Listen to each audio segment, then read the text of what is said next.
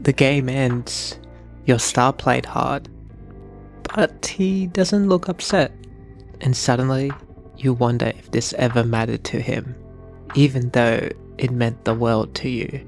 That's the paradox, and it's more exposed than ever.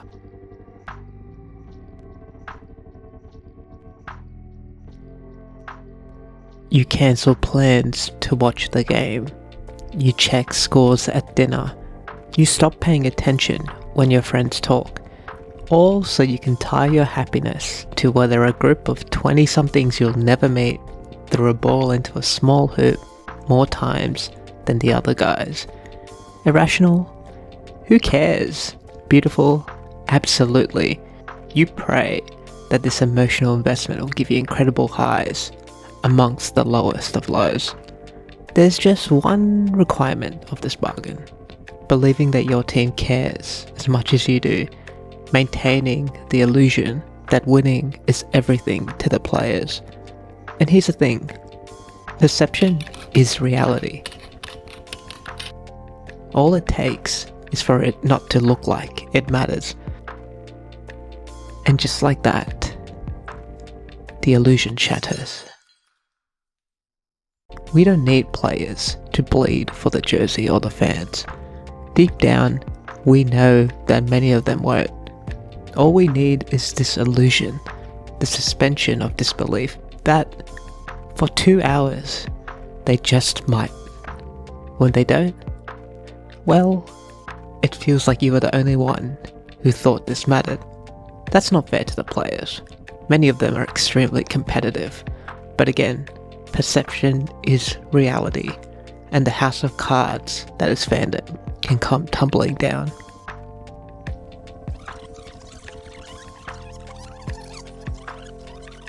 That illusion didn't always feel like an illusion. Honestly, maybe it wasn't. In the past, it looked real. It looked raw. It looked like hate. It was a time when NBA rivalries felt like blood feuds. Whether you hated the actual basketball or not, doesn't matter. You felt that the stars left it all on the court. Magic said he hated Bird. Jordan and Isaiah never shook hands. The Knicks and Heat took it beyond chippiness into near violence. No jersey swaps. No post-game podcasts. No wonder it was easy to believe everyone wanted to win at all costs.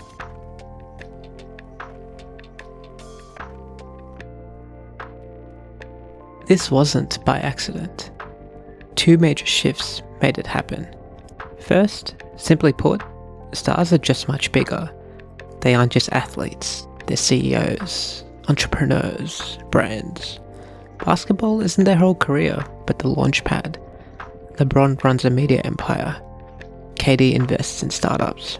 Draymond podcasts between playoff games. There's no inherent conflict of interest with basketball here, but the game doesn't mean as much to them as you. Perhaps because it doesn't have to anymore. And all it takes is one moment for that illusion to break. And in the business world, it pays to have networks, not enemies. The smartest move is to stay cool. Those emotions, not being seen as a safe face, isn't always worth the risk anymore. Second, follow the money. Players today sign contracts worth hundreds of millions of dollars. And while that doesn't necessarily mean they care less, it does change how fans see them. To the average viewer, it's hard to watch a $50 million athlete walk off smiling after a loss and not wonder if the stakes even matter to them anymore. Money taints perception. If you made 2 million instead of 50, maybe no one even blinks. No one should fault the players for cashing in on and off the court. And let's be honest, we have healthy locker rooms, longer careers, and players with real power over their stories. In a vacuum, these should be celebrated. But the hidden consequences is that it also makes the NBA feel, well, like just one job in their growing portfolio. That no matter what happens on the court, they'll be just fine. Maybe it's always been this way, but it's just a lot more obvious now. And if this is just a job to them, should we continue to let it be religion to us?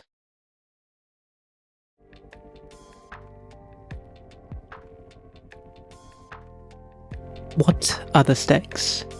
If the players continue looking like co-workers and not competitors, then the illusion is broken. The NBA stops feeling like sport and starts feeling like content. It's not right to pretend that any decline is solely because of this illusion cracking, but you can't help but feel that the NBA, intentionally or not, is jeopardizing its greatest assets, its incredible power to tie its fans' identity and emotions into the product. Maybe the shift is healthier for the game and the fans long term, but maybe it's not. Some of the signs aren't looking good. For example, NBA ratings have been trending downwards, and only 31% of global sports fans aged 18 to 24 watched live matches. You don't need to be an industry insider to know that they're binging other content. That line between sports and entertainment, it's blurring. The NBA is transforming into another entertainment option. It's fighting Netflix and TikTok, Fortnite and Call of Duty. And when the NBA becomes just another streamable option, well, fandom changes. It stops being emotional investment. It becomes casual consumption. And eventually, fandom becomes indifference. Not overnight, but sooner than you may think. So what do you think? Is this the evolution of a better game, or the erosion of the reason we watch? Leave your thoughts in the comments. Thanks for watching.